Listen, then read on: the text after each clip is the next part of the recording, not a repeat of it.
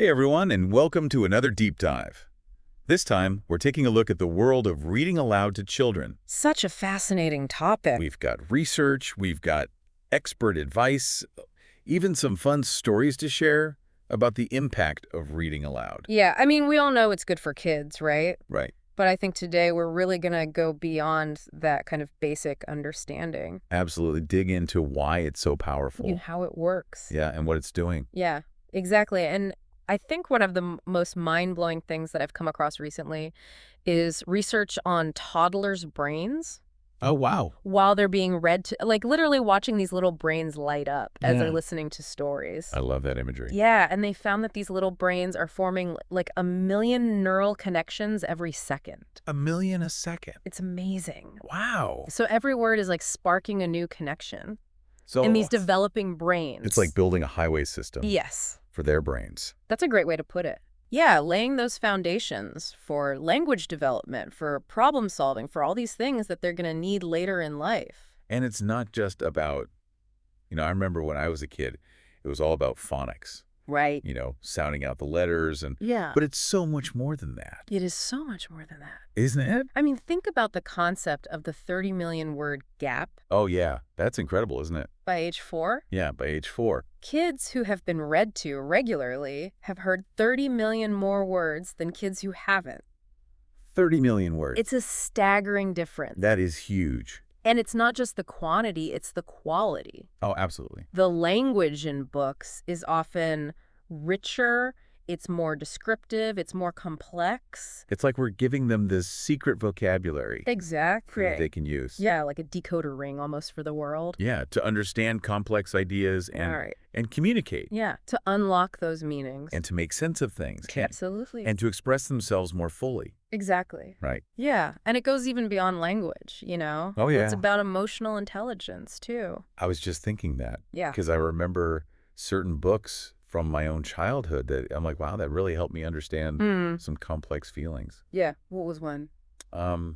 There's one about a little bear who felt left out. Ah. And I was like, oh, I get that. Right. Like, yeah. I understand what that feels Yeah, like. you can relate to that character. Yeah, and it was like, oh, That's powerful. was the light bulb moment. Yeah, and that's what stories do. They act as mirrors and windows for kids. I love that. So they see themselves in those stories. Yes. But they also get to glimpse into other worlds Yes. and other perspectives that maybe they wouldn't encounter otherwise.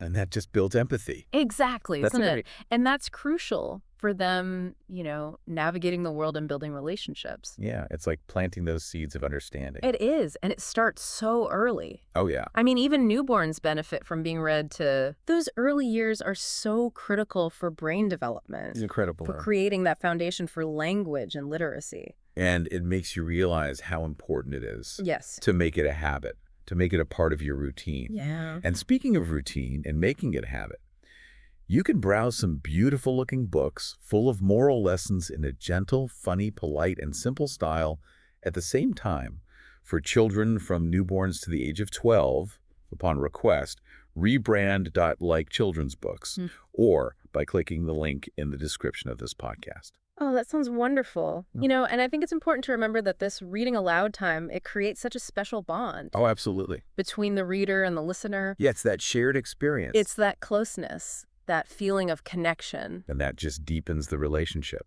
It does. in such a powerful way. Yeah, and it really lays the groundwork for strong, healthy relationships later on. And it gives them that sense of security and belonging. Exactly. It's like we're building a foundation Yeah. of love and connection. One story at a time. One story at a time. That's a beautiful way to put it. You know, it's not even limited to books. Right. Reading aloud from anything Really? can benefit young minds. Okay, so Think about it. like a cereal box. Yeah, cereal boxes. Like instructions for a toy. Absolutely. Wow. Even like a street sign. Really? Yeah, it's all about exposing them to language, Hmm. to the rhythm, the structure, expanding their vocabulary, sparking that curiosity. Oh, I love that. Yeah. It reminds me of when my son was little. Yeah. He was obsessed with street signs. Oh, cute. We'd be walking down the street and he'd be like, What does that say? And I'd be like, oh, Oh, well, that says stop. that's And awesome. it'd be like, stop. You're turning those everyday moments into learning opportunities. Yeah, I love it. And it was fun. Exactly. And he was learning. And you're showing him that reading can be fun, Yeah, which is so important absolutely. for fostering that lifelong love of literacy. So, for our listeners out there who are thinking, okay, this all sounds great, Yeah, but how do I actually make this happen, right. in my busy life? What are some practical tips? Yeah. What are some practical tips to make reading aloud a regular part of our routine? Yeah, well, I think, first of all, choose books that you and your child are going to enjoy. Okay. Think about your child's interests. So what are they passionate about? Right, because if they're not interested, Exactly. it's going to be a struggle. Yeah, it's going to be a battle, and you're not going to look forward to it. Right? And they're not going to look forward to it. So find something that lights them up. Exactly. Find something that you can both connect with. And don't be afraid to get silly. Yes. Use funny voices. Make it interactive. Make it a performance. Yes. Yeah, bring those stories to life. And create a cozy space. Yeah, Maybe a little reading nook or just cuddle up on the couch. exactly. Make it a special time, a time that you can both look forward to. And make it a habit. Yeah, Even 5 or 10 minutes a day absolutely. can make a huge difference. Consistency is key. Yeah. It doesn't have to be hours and hours. Just a little bit every day. Just a little bit each day can go a long way. And it's interesting. We always talk about the benefits for children. Yeah.